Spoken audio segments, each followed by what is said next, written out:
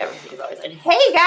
Hello, everybody. Welcome to the show. Yeah. So this is the last Wednesday of the month, so it is our obligatory roundtable discussion, which we... Is this the fourth one? Fifth one? Let's see here, since March. Did we start in March? So fourth It's one? the current one. Yeah. It's Our first one. It's whatever one it is. But we have special guest Denny today because what we did for today's roundtable is Abigail, before she left, had put out a questionnaire to all of you guys on our social platforms and was like, hey guys, what questions do you have for us? What things could we answer for you? And so we have a list of questions here that were submitted through the socials on some of those inquiries that you guys had. So some of them were specific for Denny. So we were like, well, Denny, why don't you come and join us for our roundtable? So you can talk to the fine people. And don't worry, Kevin. Some of them are specific to you, too. Yeah. Most are specific. But also, just as a side note, we do have some special in-house guests today. There's a lovely, lovely customer that used to shop here because she used to live here, and then she moved far, far away, and we were real sad because she used to spend a lot of time in our store, like a lot of time. Like she was here a lot. But anyways, her name is Faith. She's super sweet. She's got her friend Sarah. I remembered it. She just told me like 2 seconds ago, so that was awesome for me. Anyway, so we got some in-house guests today, so everybody say hi to them. They're sitting right behind the camera right there. If you've ever been in the room, it's extra crowded, but it's great. It's wonderful. So, Well, are we ready? I think so, Dan. Okay. Why don't you take it away? So, Kevin, since you're back, Question Yes, number I one. am back. question number one. If you could tell your younger leatherworking self Just listen. one thing, what would you say? Denny, you can chime in if you want to. What would I tell What him? would you tell a younger Kevin? Yeah. What would I have told myself if I could tell myself something a long time ago? Don't do stupid stuff. That would probably be a big chunk. Do you have an example? I feel like I would tell myself only do stupid stuff. Yeah, because then you get the experience of learning not to do it, right? Exactly. Yeah. I guess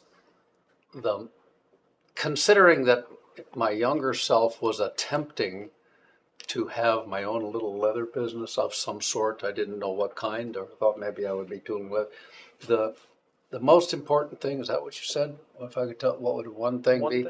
It would be to talk to the people that supply you a lot. And I'll leave it at that, and we'll expand on that later. Okay. Okay. I do have a question though. So Yeah. kind of leading off of that. So, I mean, you were like, I'm in a band. I need to hold up my guitar. I'm going to make a guitar strap. Like that is why we are here today, is because young Kevin said, I'm going to make a guitar strap, right? Essentially, But, yes. So how did you pivot from I'm going to make leather to now I'm going to sell leather? Well, I always thought that I was kind of clever. Oh. And that's, that's a lack of humility on my part. At least it certainly was at that time. It was a lack of humility. But, when people said that they liked something that I made or provided, that was an opportunity. That's just what it was.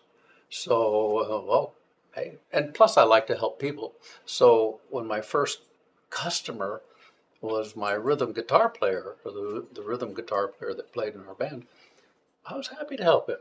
I said, you got to pay for the stuff, but I'll make the strap for you. Mm-hmm. And when we went to the music store to trade off instruments and improve, we took our straps out, and the guy said, wow, those are really cool. Where'd you get those? And that one thing led to another, so he ends up selling straps, and I end up if you can make a guitar strap, you can make a belt. So we put those in my dad's restaurant, made a handbag, all that other stuff. It's an old story. I love old stories. Yeah, but I will tell you this. Going back to that, talking to your suppliers is hugely critical. If there's anybody out there that that either has a business or wants to start one, perhaps it's just running a business, talking with not only your customers are extremely important to talk to, but your vendors, your suppliers, the ones you get things from. If you buy rivets at the hardware store, you need to talk to those people and you need to listen. And the reason for that, the reason why it's so critical is because anytime you're talking with somebody and they're talking back to you, you're getting information. And I'll give you an example of that. Early on in Springfield Leather's history, we had to talk to a lot of vendors because we had no more supplier. I mean, we could buy from Tandy, but they doubled our prices and it was not feasible. So we talked to all kinds of leather vendors, and we talked and we talked and we talked. They found out what I did. The best example was the prison business that we have. So when we talked to, for instance, Milton Sokol, and I explained to them that we had the ability to sell most of the things that you cannot sell. There's a catch. You know, if you can come up with a price, we can take care of it. Well, he didn't know that about us. They had no clue. But it made him think. And about a month later, he said, you know, Kevin, I was thinking, you mentioned that prison business. I've got a bunch of leather here that we've had in our warehouse for 2 years. I'm tired of tripping over it. It's not the best leather, but it's cheap. How cheap is it, Joe? And he gave me a price, and I said, I'll tell you what, I'll give you half of that, and I'll pay you as soon as I get it. And he hemmed and hawed, and we got to know each other a little bit. He sold it to me. And guess what? We sold that stuff as fast as you could sell it to the prisoners. All that was an example of what you get when you talk to vendors. And sometimes you have to talk to them many times, because one of the most difficult things that we deal with here today with our vendors is vendors that call us, a tannery that calls us, or a jobber that calls us and says, Kevin, are you interested in, I just about die, because I tell them, we've been doing business with you for years. We're interested in every single thing that you have. Yeah. Every single thing. Now, if it's something that I could sell in my catalog at a regular price, I'm probably not going to buy as much of that. But if it's something that you don't want anymore, and or it's a mistake, or it's damaged, or it's an odd lot, let's talk. Yeah. I'm into. Well, would you be interested? I told you, I'm interested in every single thing. I cannot tell you how many dollars worth of leather that we have spent or bought over the years just because our vendors are willing to talk with us. When they get to know you, they will call you. They will call you and say, Kevin, we just got news that so-and-so is going out of business. They're going to close. We thought about you. You might be able to pick up some stuff. And that's how it works. It just goes back and forth, and it flat out works. That's the most important thing you can do if you have a business, run a business, or want to start one, is talk to your suppliers, listen carefully, and do more listening than you do talking, and pay attention to what they say. Let them get to know you. I'm done. And that's it. So, See you later. one question, we're done. The rest are for Denny. Well, so kind of on that similar vein, another question that was posed to us was, how do we source leather hardware, and typically how long does that process take from having that talk with the vendor, seeing what they have, It's simple. to putting it into? You know, it's really simple, Dan. It goes back to that point, like you said. You want to find hardware? Call us. I'll tell you where to buy it. If you need to buy something that, maybe you've bought it from us previously for a year, 2 years, 5 years, whatever, but now you're making something, you're going to use a lot of this product, or you hope to, and you don't know where to get it. I'll tell you. Right. We get that particular piece of hardware from Johnny Gao in China. Might make your life a little difficult if you personally have to go out and buy these rings or whatever from Johnny Gao in China, but you email him, that there's your source. Or if you can't get it from them, you can get it from the guy in Jingpang, and I'll give you his email. You can relate, call, ask. Now leather's a little tougher, because usually buying leather requires that you spend money on a minimum quantity with a lot of our vendors. Not all, but you know, if you're interested, if you feel that you're going to use 1,000 feet of oil tan a month or 500 feet of oil tan a month, I'll tell you where to go. Yeah. Well, boy, will I tell you where to go. I love doing that. So Liz, what would you say, like, normally our process when we purchase, a new leather from a vendor, whether it be at a show or they just send us samples and we decide on it, typically how long would you say that process really takes to get You want it to send into- Casey's a bill for this? Sure, I will send them. Sorry to I'll send interrupt. them right now. So you know the process sometimes. Like the whole process. Yeah, let's Oh goodness, guys! I don't think you guys want to hear the whole process. So let's say let's say a vendor, we talk to them at a show and they say, hey, I have samples of this. And then we decide, we want Well, to carry so much of that. yeah. Let's order a couple sides. Can I simplify it? If you want to simplify it, go for it. Okay, well, you just did. Because when we talk to a vendor, if I want to source leather and we go to somebody or we go to a show and here's Joe vendor there with all these lovely leathers and he's from Brazil or maybe he's from Mexico or wherever. And we get together and talk like you guys have been there to these shows. We talk. So, I really like that leather. That's really nice. That's great. I think we could sell that. How much do you have to buy? Well, you got to buy a drum load, and that is 22,000 feet, 2,200. You know, we might sell you a sample lot of 1,000 feet or 500. Well, that's okay, but I ain't gonna do that usually, and you probably know. I say, look, can you send us a sample roll of 5 sides? And they can, because they have small tanning drums to do samples for all their customers. So that's how the leather sourcing would probably start. And if we get it in, we like it, or say it needs to be a little darker or lighter or whatever, and we go from there. Yep. Hardware is a little different to source, but it works much the same way in that we already have vendors. So we can approach them and ask. Maybe we need something that we've never bought from them before. Let's say we need to buy a square flat ring in an antique finish of some kind. So we will ask the vendors that we purchase from, do you have this? No. Do you know who might make it? Well, I'm not sure, but I might be able to find out. And the first thing they're going to want is a sample. We don't have a sample.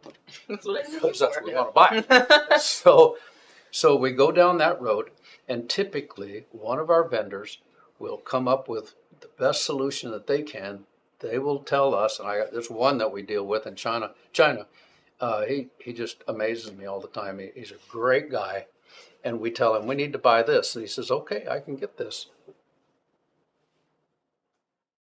Great. I'm happy to know that. It's an email. You got to wait till the next day to get him an answer, or he has to wait.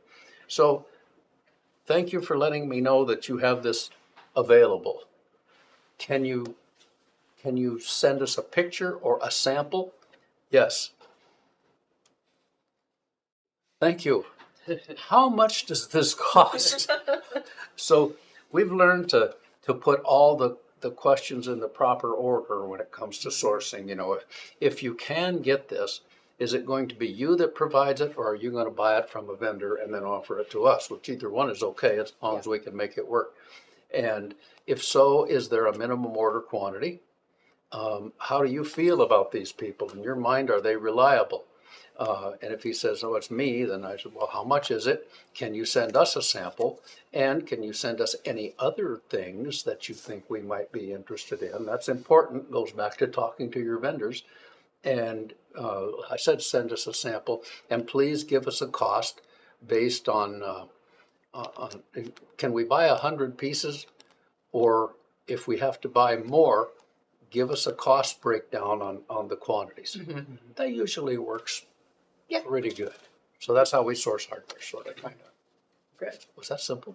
No. That was very simple. I know everything about it. I tried to be simple. I have a superpower. You know that? Everything. Oh, I complicated. noticed. I have the ability Oversimplification? to complicate simple things. It's just like a few words. So we had some other questions come in, kind of on a more technical side. Us, Denny, you ready? So Denny, Oh, I don't know. it's going to be rapid fire. Best way to keep edge bevelers sharp. Oh, I got that. Wait. Okay, Are we on the same line here? I don't know. We'll find out. We're on the line. Buy a new one. Well, okay. In the first place, most bevelers, when you buy them, aren't very sharp. They might be sharp, but they aren't polished. So the first thing is to strop them good. And the way I strop them, generally on the edge of my strop, there's a sharp A little corner there. I'll just drag them across that with either just jeweler's rouge, or if they need a little more, I'll use a emery cake and rub on that edge. Okay.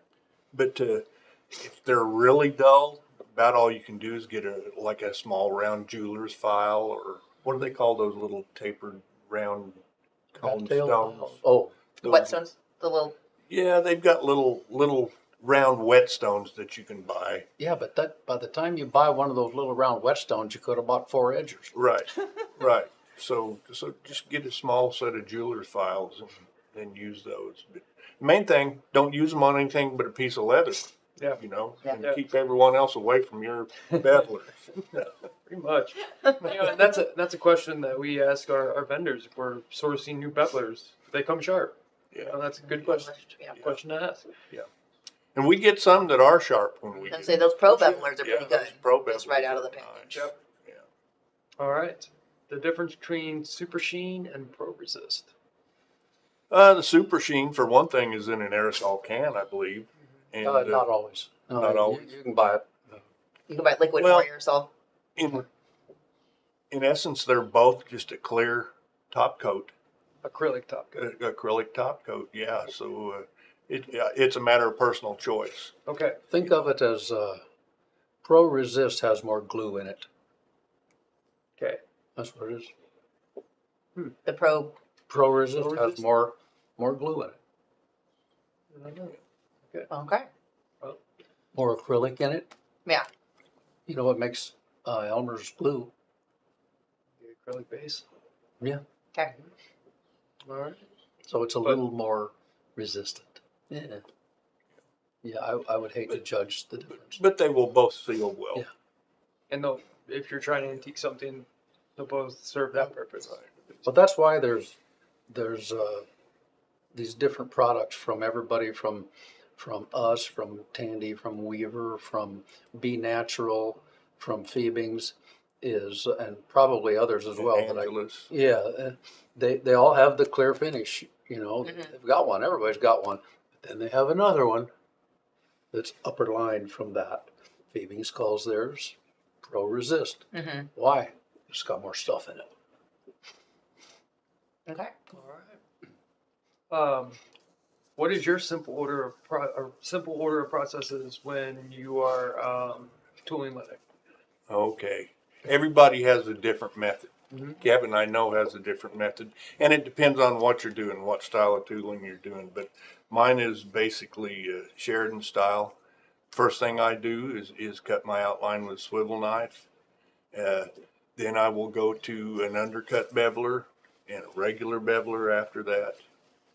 Then I will do my background areas. And this is just my method. Everybody doesn't follow this same thing. Then I will use either a thumbprint or a pear shader, depending on the project that I'm doing. Then I will use my veiners and my liners, like around the flower center. I will use a flower center liner. On the leaves, I will use a leaf liner. Then I will, after that, I'm pretty much done, other than I will use a mule's foot in different spots, and then I will do my decorative cuts, and then I will say, give me the money. And then I'll say oil, antique, or oil finish, antique, Yeah. and then Oil- more finish. Oil acrylic. You want to hear a little poem? Uh, Everybody Yeah, does, right? this is your method.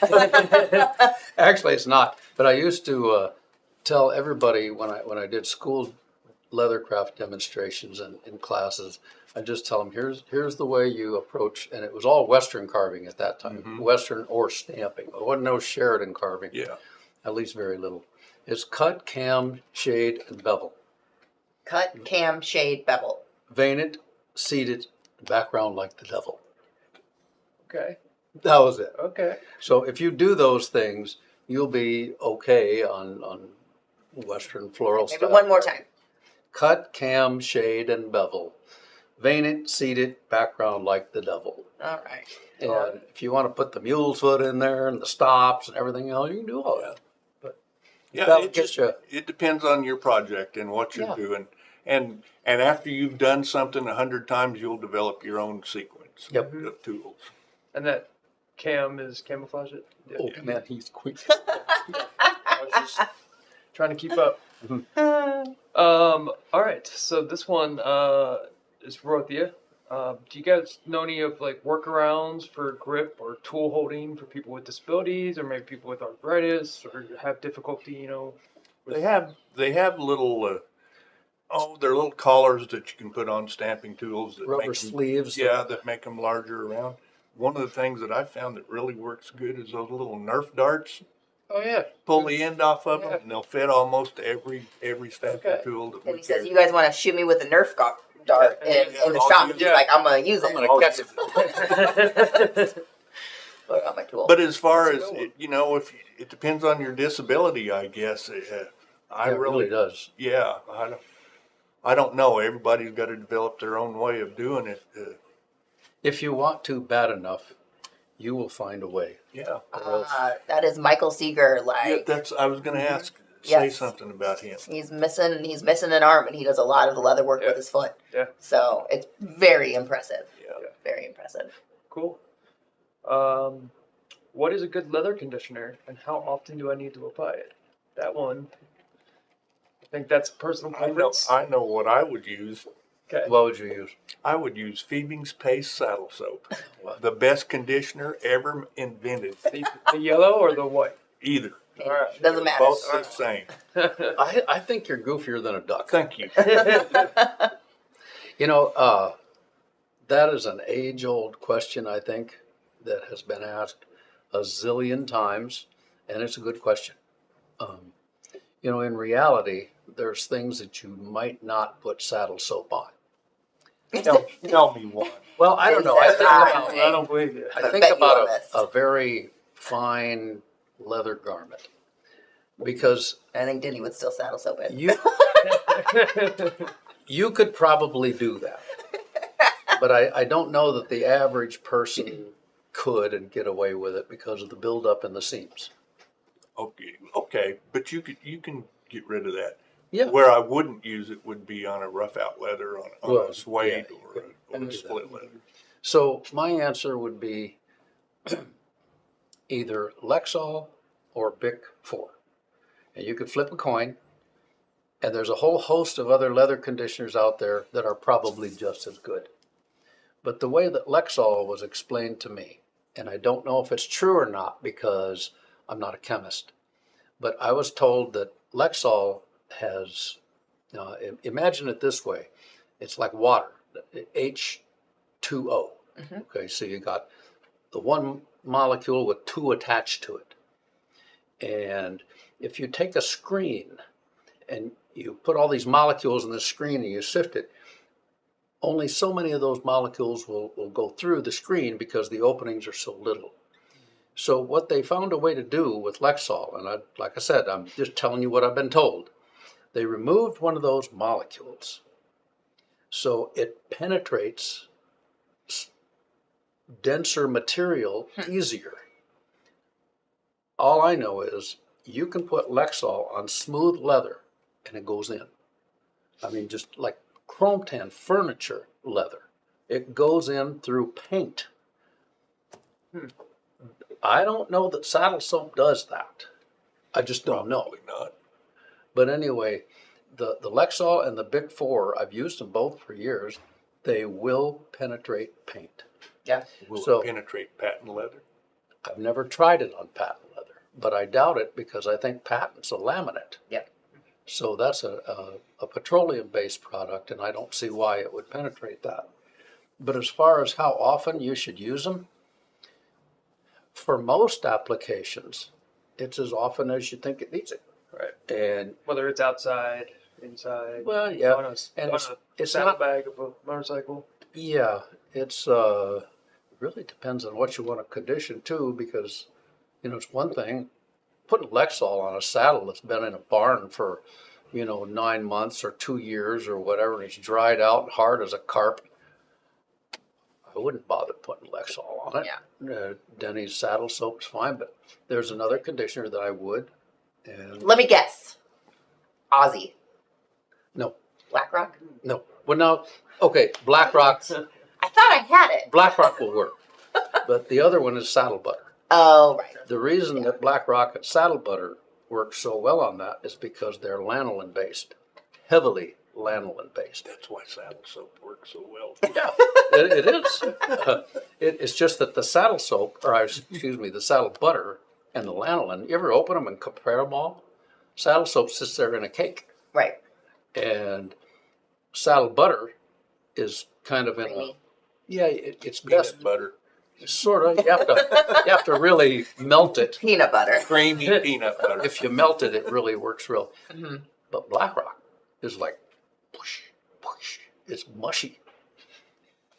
Or lanolin. Grape jelly. You're getting there.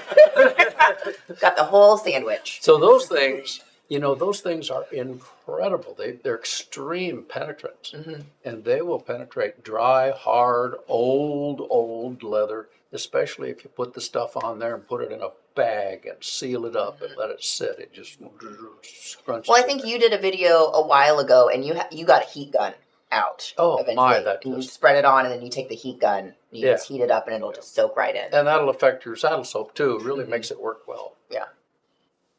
You can tell an old, hard to get along with saddle builder. Denny's not hard to get along with. He's No, just I'm- old. All right, so just real quick, we did have one little question that came through, kind of going back to the disability situation. Brian was wondering if you guys have any tips to avoid hand cramping while using a swivel knife. I mean, Denny, you probably tool more than anybody else. Yeah, in I this still building. I get cramps now. The older I get, the more cramps I get. But most people kind of have a death grip on their tools, and you don't need that. The swivel knife, your forefinger is all the power that you need because Yeah. the other fingers are just your steering wheel. So just relax Yeah, is what you're trying that's to tell kind of somebody. the key. I think what happens with I know it's with me, if I'm sitting tooling for a long time, I notice all of a sudden I'm holding that stupid tool like I want to kill it. Trying to choke it to death. Yeah, you just got to stop and do what you said. You got to. Go grab a cup of coffee, use the bathroom, come back. Coffee's bad. That makes you hold them hard. Go grab some unsweet Yeah. tea, That's it. come back. And if you're having to white knuckle your swivel knife through your leather, well, your leather's not wet enough, obviously. Yeah. It's not, you're not Yeah. doing that work. You got poopy leather. Kind of on the same as that question, when you're hand stitching, any tips to be more efficient and have fewer sore fingers? One thing, if your needle and thread are too hard to pull through your holes, if you've got to wrench them through your holes, you aren't using a big enough awl, or the hole's not big enough, or you're using too big a thread and too big a needle. So use the proper size thread and needle with the holes that you're stitching through.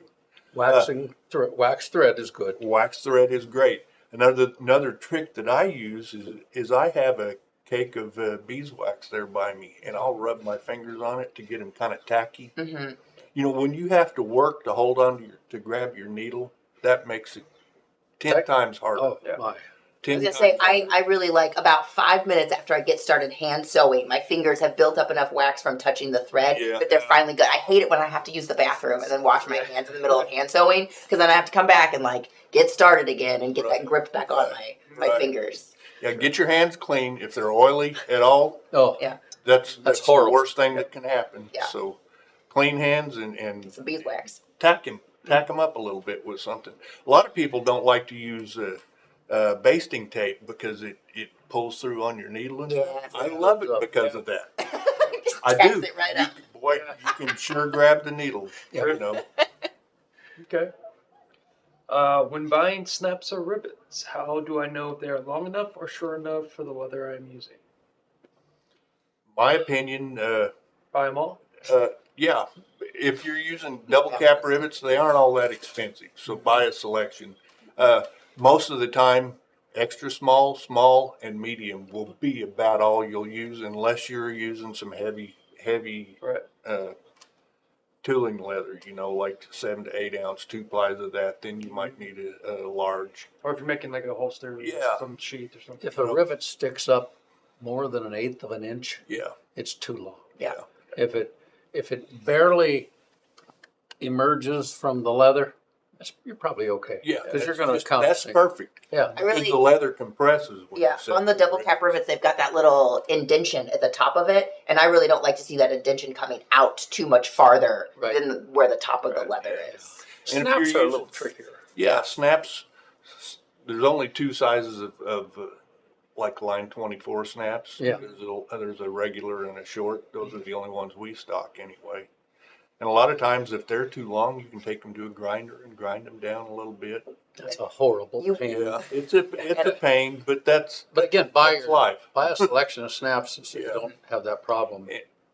And as far as rivets, if you're using copper rivet and burrs, just make sure they're longer than you need because you're going to clip every one of That's them right. off a little Yeah. bit anyway. Yeah, no matter You don't what. want to skimp on those. You Yeah. want to make sure that you have enough to drive that burn Wash down it down, onto, and get a good seat. I was gonna say on the snaps, like you don't want too long of a post because then it's gonna go cockeyed. But like making sure that your hole is the right size. You don't want your hole to be too big because that will encourage the snap to go sideways. Like you want it to be just about as tight as you can get it on that post. And you want, that setter to And be then- straight up and down so you get that nice mushroom Yeah, effect on it. but if Well- it's too long, then it's also going to try to go Yeah. cockeyed on you. It's like Kevin said, 1/8 of an inch is pretty much Oh, my, ideal. that's- So that's maximum. On a snap, snap, that would yeah. be pretty Yeah. long.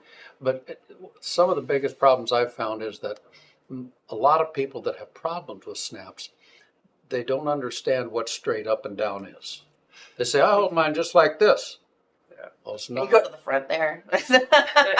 not straight up and down. Yeah. And the other thing is, if you're working with a line 24 or a line 20 snap, and if your snap protrudes, let's say, a 1/16 of an inch, you put that setter in there, hold it straight up and down, and you go whack, there's a good chance you're not going to set it. Yeah. Because that socket, if it comes up, you're done. You miss it. Yes. Yeah. So you have to make You sure. kind of have to like hold the socket down while you're holding the post down. Yes, It's a you bit have of to a do finagle. two things at once. Hold the socket down, hold the dumb tool straight up and down, chew gum and hit it. Yeah. Have it on a solid surface. Oh, Yeah. Yes. If you're not on a piece of granite, then That's it's never key. gonna go. It's never gonna go well for you. But also sometimes I feel like, especially with the cap side, sometimes the construction of the snap itself, the post actually will. It's not set in the cap all the way at the top, and so it kind of depresses a little bit, yes. and it'll create that little circle on the top, and Yeah. that just happens sometimes, and it's fine. It's not affecting anything. But so if you only have barely just enough to mushroom out that post, and then you go and it depresses into it, then all of your slack is gone. And you won't. And I always find like tapping it a few light times instead of just one huge thing is better because you're trying to peen it over. Yeah. So if you just with a heavy mallet and just wail on it, you're more likely just to smush the post than roll it. Yeah. But just a little bit at a time. Get it just mushroom over. Yeah. Having a good setter is important. Well, speaking of heavy mallets. You have a good question, I think, for this one. Oh, were you? Okay. It's on YouTube's. Yep. When setting snaps and rivets, would you recommend a machine over hand setting? If so, which one? Oh, well, of course. I mean, machines set them faster with less problems and everything else. As far as which one, I don't know. We own a couple. Mm-hmm. And So ours that are- Craft Plus hand setter is pretty darn good. Yeah, it's made from Ivan. It's a really awesome Well, tool. that one, I don't think of that as a machine. I guess it really is. It's a hand press. Yeah. And Yeah. that does work really well. Mm-hmm. But the electric snap cutter setters, my gosh, Oh. they're fine. You can buy those for $2,000 or $3,000. Oh yeah, Yeah. that set snaps good. Just watch Yeah. your fingers. Or but you're also. We have some of those, and you'll go through a lot of snaps with those. Like if you're not buying them in the thousands to pour them into the little hopper thing to go down the thing, and then you're gonna sometimes That's It's a pretty machine. technical, Liz. The little hopper thing to Yeah, pour it in the goes into this thing. dumb thing, and then you set it, and we just like there's like just like a cascade of snaps around the bottom of the Yeah. machine at any We given have time. we have a, shall we electric say, one. on top of the line snap. Yeah, Like that. we found it. We really need to buy a new one. Yeah, and keep your fingers away from it. Yeah, We've learned but that the I hard think way. like the hand press, you're Sure, the always hand you're gonna press, get yeah, that's you're always what- gonna get a better set. So if it is something that you're like, I'm gonna make bracelets and I'm gonna set Oh. 2,000 snaps every month, buy a hand press. Or 500. like it's more consistent. I don't think that it's any faster than doing it by hand. It's about the same amount of time, especially once you get into it. But it's a lot less grief. Exactly. Yeah, it's gonna be much more consistent. Well, speaking of heavy mallets, what would I thought we were somebody? just speaking of heavy we metals. were, but then we got another question that we Oh. can answer. So, when would one might need when would one need a 24, 32, or even a 4-pound ball? Well, a 4-pound maul, unless you're doing some sort of business that's For protection. specific to that. Or killing the cow and Yeah. paying it yourself. For a 24-ounce maul is great for like set stamps, like geometric basket weaves or something like that. Or like if you get the 3D stamps that have like the 1-inch surface A lot area. of surface area. Yeah. Mhm. And Yeah. a 32, for setting those 3D stamps, or for punching in punches. End End punches punches and and slot dry punches. punches. Yeah. Yeah. But the 4-pounder, that's, you can always use one, but that's overkill Yeah. to me. Uh, There'll be a time in your career when you'll say, I wish I had a 4-pound maul. Sure. But it's probably But after like that, not very you won't, frequent. yeah. And we're not going to see Denny tooling with a 4-pound Yeah. ball anytime Yeah. soon. So just make sure you're using it for the right. I was saying Joe is the one that asked that question, and he was actually here a few weeks ago, and he re-asked it in person. And so we're standing out there, we're looking at the Berry King, and we're looking at that ridiculous, huge mall, and he's like, when? And I'm like, all right, Joe, like, if you're making some sort of a ridiculous holster, and the thing is, an inch thick, and you want to drive a slot punch through that leather, like, you might need a 4-pound maul, Yeah. like, in that situation. If you're making And an belts, anvil that's also like 150 pounds. if you're a leather crafter that has a shop, and even if it's a small shop, and if you make a decent number of belts, and if you have some money, that's part of it. So if you're making some belts, and you're always going to make some belts, buy yourself a little heavier maul and have it sitting there, and when you knock the end off it, you grab that and you go kabonk instead of bang, bang, bang. When I was working for a saddle maker in Wyoming, and we had an old butcher block table. The butcher block was that thick. It was all swooped in from the And butchering. he had a 4-pound maul there, and he had a 2-pound maul. And then we did all of our end punching, all of our rivet setting on that block, and it was there. If I was setting copper rivets on that block, I Yeah. would always pick that heavy one, because you could really just smack the heck out of them. Yeah.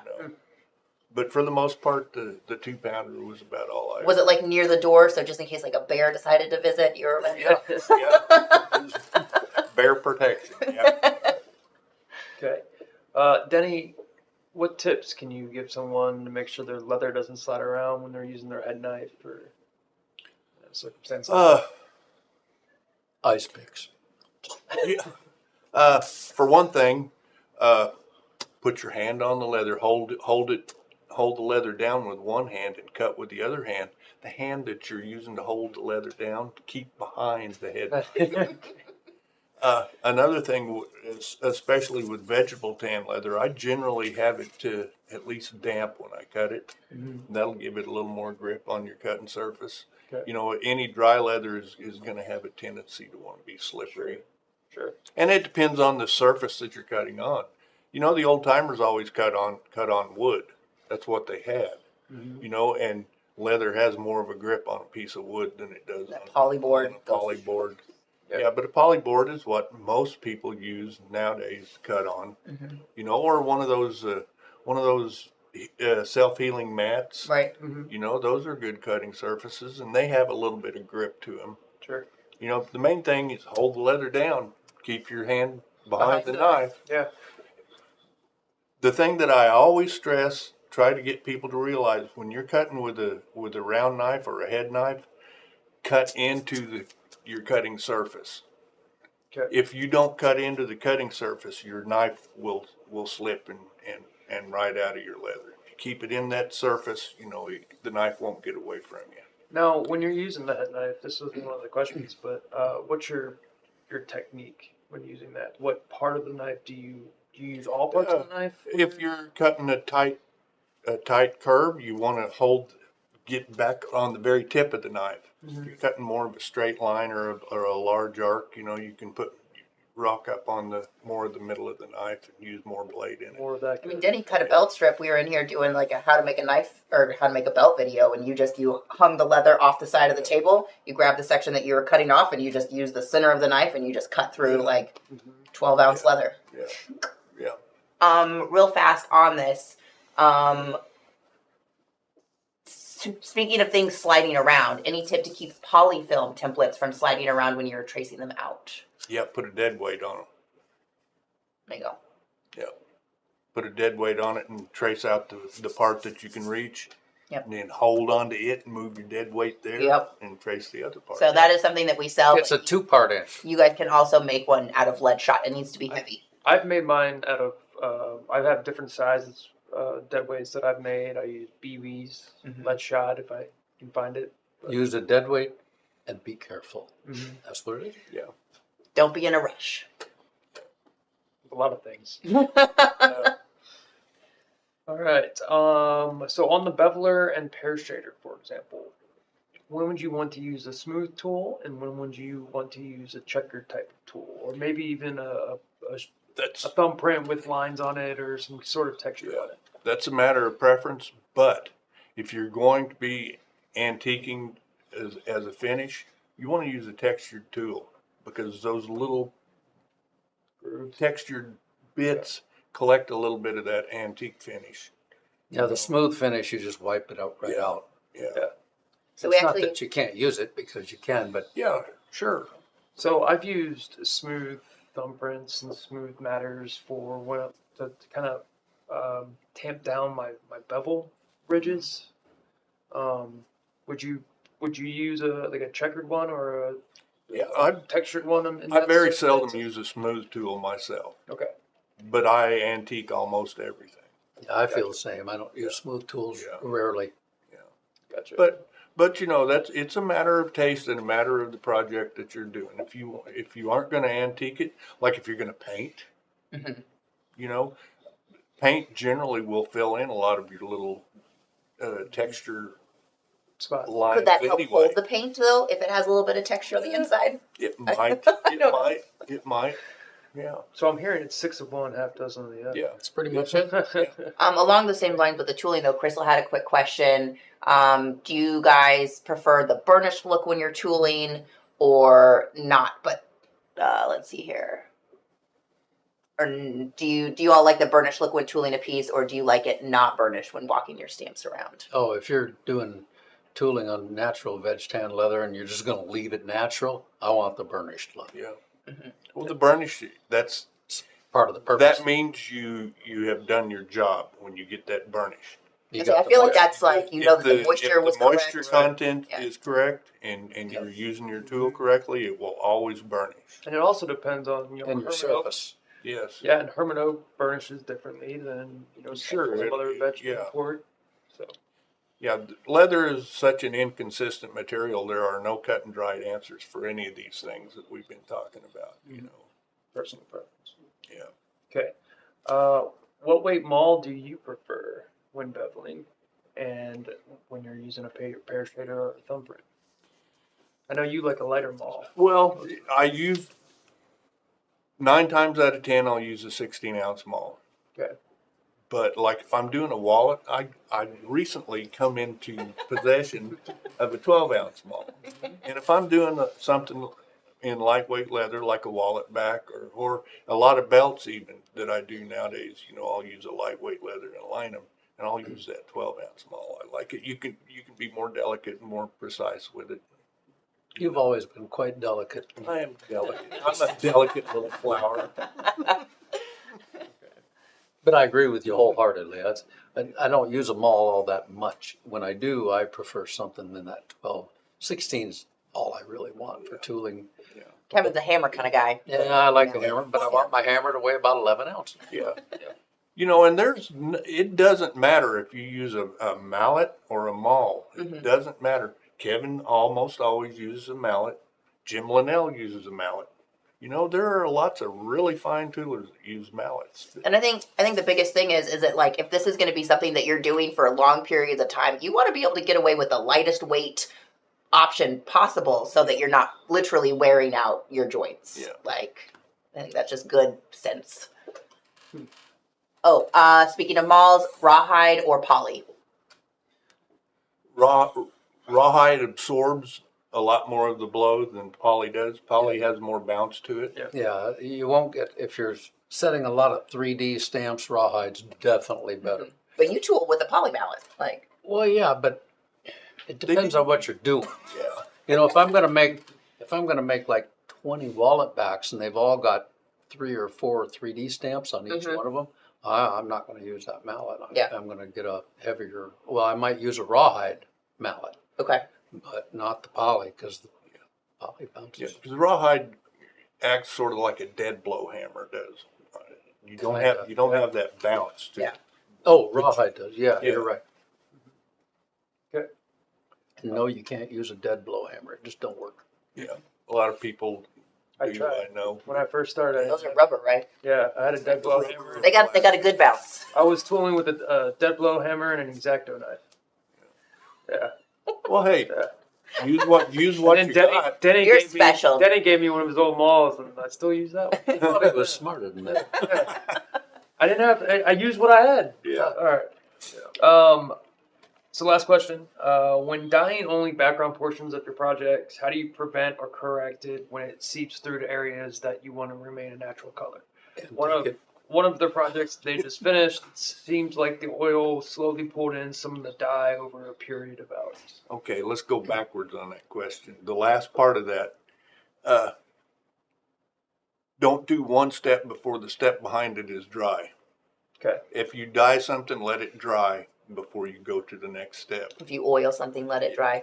Yeah. So- if you oil something, at least let it set up. You know. Mm-hmm. Typically, how long would you let it dry for? I mean, It depends. Dye, you know, it depends on how much. If you just saturate something with dye, it's going to take it quite a while to dry. Take a day, Yeah. as much as a day or a half a day. Yeah. Yeah, if we're talking to someone on the phone or talking to you folks out there, we're going to say let it dry overnight. You know, that's safe. If we're doing it here in the store, we're working on something, and depending on what we've done, we've dyed the background, we might let it dry for 2 or 3 hours, depending on what it is. And like you say, how much dye we put into that background area. But if the dye has been allowed to dry enough, oil is not going to pull it in. Yeah. Okay. Yeah. And as far as dyeing a background, if you're bleeding into the part that you don't want it to, your brush is loaded too heavily and you're starting too close to that area. Yeah. Okay. I'll always, when I load my brush, I'll always take the biggest part of that off, wipe it off on the edge of the bottle or on a piece of paper towel or something, and then get in the middle of that area because it'll want to leach to each and I'll get side. those splotchy. Yeah. And Yeah. when you're going along and you're starting to feel really confident, the first thing that happens is, you know, you're loading up that brush and you touch it in the middle and boy, it just covers that nice big splotchy area right there. And you don't have to do very much around the edges. And the next thing you know, you got a little too close to the edge. Yeah, you get cocky. Yeah. And it goes up into that tiny little corner just perfect. And then it just kind of keeps going a little bit. And so antique cures a multitude Yeah. of sins in that Yeah. regard. I remember when I was taking your class, Denny, you're like, antique covers up a lot. I'm like, I've always remembered that. You know, so, okay. Well, I remember when I first started tooling, you know, and using that antique finish, a guy told me, he said, that antique will take care of, if you're using a bar grounder, it'll take care of one bead. So you don't have to get any closer than that with your, whatever your dye or It'll your cover it antique. up. Yeah, Yeah. because that antique will fill that part in. So when you are working on dyeing things, and Crystal had a question about edges. So if you dye your edges, how long should you let that sit before you start your burnishing and finishing process? Well, the issue with dyeing edges, it kind of depends on what you're dyeing your edges with, but the issue is pigment.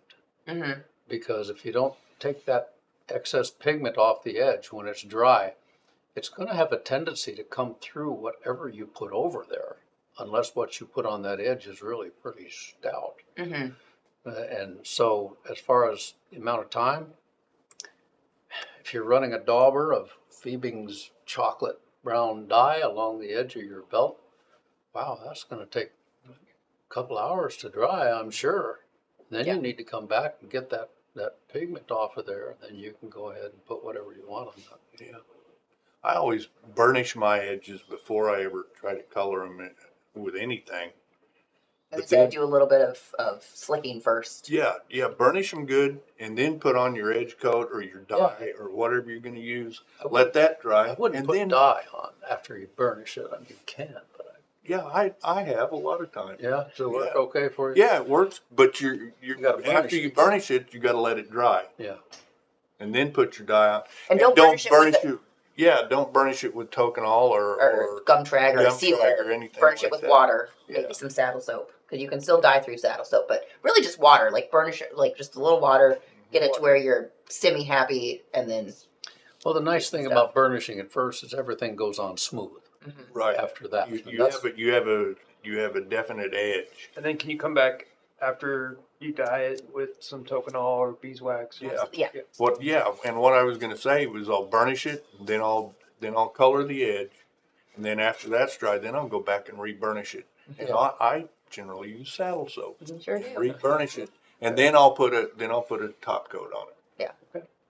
I would say, and I'll take a really high grit sandpaper during my burnishing section, and I'll burnish it with like 1200 grit with the sandpaper. But I only go in one direction. I start from the top and I go to the bottom, and I'll get it wet. Yeah, if you And go then I'll- two directions. Yeah, you don't want to go it two fuzzes it directions. up. Everything is down. You go everything down. You do your sandpaper. You get the edge wet, and then I just take my really high grit sandpaper and I just slick and.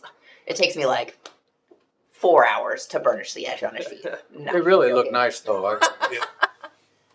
Well, unless we have any other questions. One more There. real quick. Brian was asking about the rough side of veg tan. So we're talking about the flesh side of veg tan is loose, or you've got some loose fibers or some loose grain back there. Gum trag and glass slicker Or saddle soap. or saddle soap. Yeah, and then it's just labor, and then just slick it. And once again, one direction. You figure out which way the fibers are going to want to lay better. You get a nice smooth surface. So if you have a glass surface or your granite surface or something to put it on, or make sure that the top side is nice and dry before you start going, layer your saddle soap or your gum trag, and then just start burnishing. And you should be able to lay it down for the most part. When I used to build saddles, a lot of times I would build rough out saddles, and I would on the fork of the saddle, which you have to shrink and stretch a lot of spots on that. So I would always use something down towards the belly that was a little bit flanky, and it was always fuzzy. But saddle soap or something like that lays that nap down really nice and it makes it look really cool. Makes it feel real good. Alrighty, I Liz, do you think see any more?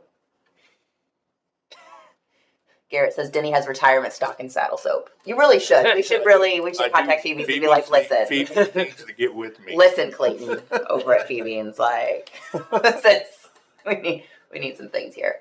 Alrighty, I think that's it. Well, I think that's it. Denny, thank you for joining us. Yeah. Kevin, Thanks for having me. thanks for being here. You're certainly welcome. So until next month. Yep. We'll have some great questions to follow up on. And if you have any questions of your own that you'd like to submit, feel Yeah. free and we'll Yeah, you can send them Well, into that's fine. live, or you can just send them into the feedback at Sprinkle Leather, however you want to get us. If you've got some questions, always just feel free to submit them. Tomorrow we will be doing live shopping at 2 p.m. Central Time. So for any of you live shoppers, come and join us over on Twitch for live shopping. And then Friday we will be back with trading cards. So Huh? We get Video to be number on 2. it. Yeah. this is how the end of the month always works. Remember, it's hard. He's getting there. We'll Okay. get the hang of We'll it. get there. Alrighty, guys. Thanks so Anyway, much for thanks. joining us. Have a See good ya. one.